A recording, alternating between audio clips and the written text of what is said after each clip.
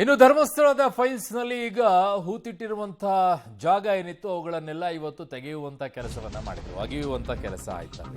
So Dharmasthala ಗ್ರಾಮದಲ್ಲಿ ಶವಗಳ ಹೂತಿಟ್ಟ ಪ್ರಕರಣ ಏನಿದೆ, ಮೊದಲ ದಿನದ ಶವಶೋಧ ಕಾರ್ಯಾಚರಣೆಯನ್ನ ಅಂತ್ಯಗೊಳಿಸಲಾಗಿದೆ. 7 ಗಂಟೆ ಸತತವಾಗಿ ಕಾರ್ಯಾಚರಣೆ ನಡೆಯಿತು. ಅಗೆದರು ಬಗೆದರು ಕೂಡ ಏನು ಸಿಗಲಿಲ್ಲ.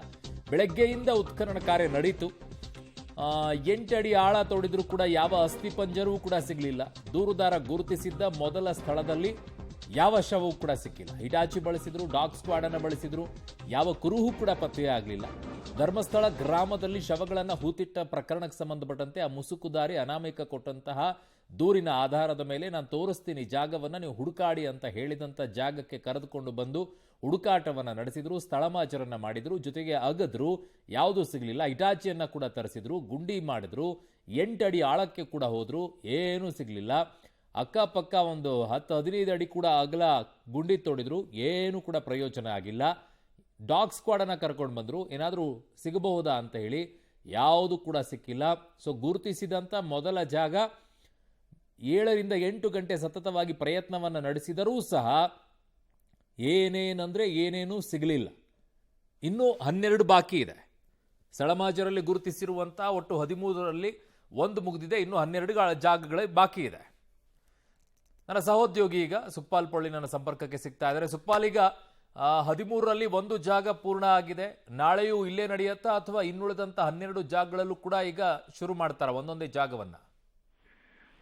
ಸದ್ಯ ಈಗ ಮೊದಲ ಏನು ಜಾಗ ಇತ್ತು ಆ ಜಾಗದಲ್ಲಿ ಯಾವುದೇ ರೀತಿಯಾದಂತಹ ಕುರುಹುಗಳು ಪತ್ತೆ ಆಗಿಲ್ಲ. ಸುಮಾರು ಸತತ 7 ಗಂಟೆಗಳ ಕಾಲ ನಿರಂತರವಾಗಿ ಅಲ್ಲಿ ಮೊದಲಿಗೆ ಕಾರ್ಮಿಕರಾಗ್ತಿರುವಂತದ್ದು, ಆ ಬಳಿಕ ಹಿಟಾಚಿಯನ್ನ ಉಪಯೋಗಿಸಿ ಅದನ್ನ ತೆಗೆಯುವಂತ ಕೆಲಸಗಳನ್ನ ಮಾಡಿದ್ರು. ಆದ್ರೆ ಯಾವುದೇ ರೀತಿಯಾದಂತಹ ಪ್ರಯೋಜನ ಆಗಿಲ್ಲ. ಕೊನೆಗೆ ಶ್ವಾನದಳವನ್ನ ಕರೆಸಲಾಯಿತು, ಅದರಿಂದಲೂ ಏನು ಪ್ರಯೋಜನ ಆಗಿಲ್ಲ. ಆ ಬಳಿಕ ಅದನ್ನ ಆ ಕಾರ್ಯಾಚರಣೆಯನ್ನ ಅಂತ್ಯಗೊಳಿಸಲಾಗಿದೆ. ನಾಳೆ ಏನ್ ಮಾಡಬೇಕು ಅನ್ನೋದ್ರ ಬಗ್ಗೆ SIT ಅಧಿಕಾರಿಗಳು, ಹಿರಿಯ ಮುಖ್ಯಸ್ಥರಾಗಿರುವಂತ SIT ಮುಖ್ಯಸ್ಥರಾಗಿರುವಂತ ಪ್ರಣವ್ ಮೋಹಂತಿ ಅವರ ಹತ್ರ ಮಾಹಿತಿಯನ್ನ ಪಡೆದಿರುವಂತದ್ದು. ಅದರ ಹಿನ್ನೆಲೆಯಲ್ಲಿ ಇನ್ನು ಉಳಿದಿರುವಂತದ್ದನ್ನ ಅಗಿಬೇಕಾ ಅಥವಾ ಇಲ್ಲೇ ಸುತ್ತಮುತ್ತ ನೋಡ್ಬೇಕಾ ಅನ್ನುವಂತ ಪ್ರಯತ್ನದಲ್ಲಿದ್ದಾರೆ. ಆದ್ರೆ ಬಹುಶಃ ಇವತ್ತು ಮೊದಲಿನ ಏನು ಸ್ಥಳ ಇದೆ ಆ ಸ್ಥಳದಲ್ಲಿ ಇನ್ನು ಯಾವುದೇ ಕಾರಣಕ್ಕೂ ಮತ್ತೆ ಅಗಿಯುವಂತ ಸಾಧ್ಯತೆ ಕಡಿಮೆ ಇರುವುದು. ಯಾಕಂತ ಹೇಳಿದ್ರೆ ಸುಮಾರು 15 ಅಡಿ ಉದ್ದಕ್ಕೆ ಜೊತೆಗೆ ಆಳಕ್ಕೆ 8 ಅಡಿಯನ್ನು ಈಗಾಗಲೇ ಅಗ್ದಿರುವಂತದ್ದು. ಹಾಗಾಗಿ ಇನ್ನು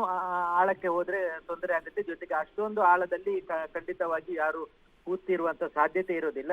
ಅದರ ಜೊತೆಗೆ ಆತ ಹೇಳಿರುವಂತ ಅಕ್ಕಪಕ್ಕದ ಜಾಗ ಏನಿದೆ, ಇದೇ ಮೊದಲ ಜಾಗದ ಪಕ್ಕದಲ್ಲೇ ಏನಾದ್ರೂ ಸಿಗುತ್ತಾ ಅನ್ನುವಂಥದ್ದನ್ನ ಪ್ರಯತ್ನ ಮಾಡುವಂತ ಸಾಧ್ಯತೆ ಇದೆ. ಅದನ್ನು ಹೊರತುಪಡಿಸಿದ್ರೆ ಇನ್ನು ಉಳಿದಿರುವ 12 ಯಾವ ಸ್ಥಳಗಳಿದೆ ಆ 12 ಸ್ಥಳಗಳಲ್ಲೂ ಅಗಿಯುವಂತ ಕೆಲಸಕ್ಕೆ SIT ಮುಂದಾಗುವಂತ ಸಾಧ್ಯತೆ ಇದೆ. ಯಾಕಂತ ಹೇಳಿದ್ರೆ ಇಲ್ಲಿ ಏನು ಸಿಗದಿರುವಂತ ಹಿನ್ನೆಲೆಯಲ್ಲಿ ಇನ್ನು ಎಲ್ಲವನ್ನ ಆತ ಹೇಳಿರುವಂತ ಕಾರಣಕ್ಕಾಗಿ ಎಲ್ಲವನ್ನ ಅಗಿಯುವಂತ ಸಾಧ್ಯತೆ ಇದೆ.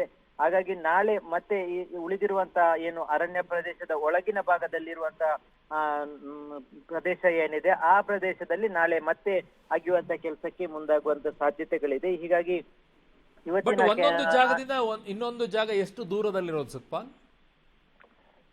ಇವತ್ತು ಏನು ನೇತ್ರಾವತಿ ಸ್ನಾನಘಟ್ಟದ ಪಕ್ಕದಲ್ಲಿರುವಂತ ಜಾಗದಲ್ಲಿ ಅಗ್ದಿರುವಂತದ್ದು, ಅದು 1ನೇ ನಂಬರ್ ಅನ್ನುವಂಥದ್ದನ್ನು ಅವರು ಫೈಂಡ್ ಔಟ್ ಮಾಡಿರುವಂತದ್ದು. ಅದರ ಪಕ್ಕದಲ್ಲಿರುವಂತ ಅರಣ್ಯ ಏನಿದೆ, ಅರಣ್ಯದಲ್ಲಿ ಒಟ್ಟು 7 ಗುರುತುಗಳನ್ನ ಮಾಡಲಾಗಿದೆ. ಆ ಅರಣ್ಯದ ಒಳಗೆ ಇರುವಂತದ್ದು ಇನ್ನು 7 ಇದೆ. ಅದರ ಜೊತೆಗೆ ಅರಣ್ಯದ ಇನ್ನೊಂದು ಭಾಗದಲ್ಲಿ 4 ಗುರುತು ಮಾಡಲಾಗಿದೆ. ಮತ್ತೆ ರಸ್ತೆಯ ಸಮೀಪದಲ್ಲಿ ಇರುವಂತದ್ದು ಅದು ನೇತ್ರಾವತಿ ಸ್ನಾನಘಟ್ಟದ ಬಲಭಾಗದಲ್ಲಿರುವಂತದ್ದು, ಅಲ್ಲಿ ಓಪನ್ ಆಗಿರುವಂತದ್ದು ರಸ್ತೆ ಬದಿಯಲ್ಲಿರುವಂತದ್ದು. ಆದ್ರೆ ನಾಳೆಯಿಂದ ಮಾಡುವಂತ ಏನು ಅಗಿಯುವಂತ ಪ್ರಕ್ರಿಯೆಗಳಿದೆ ಅದೆಲ್ಲವೂ ಅರಣ್ಯ ಪ್ರದೇಶದ ಒಳಗೆ ಆಗುವಂತದ್ದು, ಅಲ್ಲಿಗೆ ಯಾರಿಗೂ ಪ್ರವೇಶನೂ ಇರೋದಿಲ್ಲ.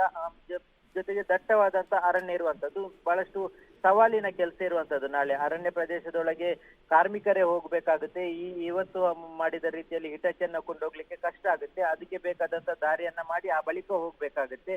ಅದು ಅರಣ್ಯ ಪ್ರದೇಶ ಆಗಿರೋದ್ರಿಂದ ಅರಣ್ಯ ಇಲಾಖೆಗೆ ಸಂಬಂಧಪಟ್ಟ ಜಾಗ ಅದು. ಹಾಗಾಗಿ ಅಲ್ಲಿಂದ ಮತ್ತೆ ಪರ್ಮಿಷನ್ ಅನ್ನು ತಗೊಳ್ಬೇಕಾಗುತ್ತೆ. ಆದ್ರೆ ಕಾರ್ಮಿಕರನ್ನ ಅರಣ್ಯ ಇಲಾಖೆಯವರೇ ಇವತ್ತು ನಿಯೋಜನೆ ಮಾಡಿರುವಂತ ಹಿನ್ನೆಲೆಯಲ್ಲಿ ನಾಳೆ ಆ ಭಾಗದಲ್ಲಿ ಕಾರ್ಮಿಕರಿಂದಲೇ ಅಗಿಯುವಂತ ಕೆಲಸವನ್ನ ಆರಂಭ ಮಾಡಬಹುದು. ಮತ್ತೆ ಕಷ್ಟ ಆದ್ರೆ ಬೇರೆ ವ್ಯವಸ್ಥೆಯನ್ನ ಮತ್ತೆ ಹುಡುಕುವಂತ ಸಾಧ್ಯತೆ ಇರುವಂತದ್ದು. ಓಕೆ ಸುಕ್ಪಾಲ್, ನಿಮ್ಮೆಲ್ಲ ಮಾಹಿತಿಗೆ ಧನ್ಯವಾದಗಳು.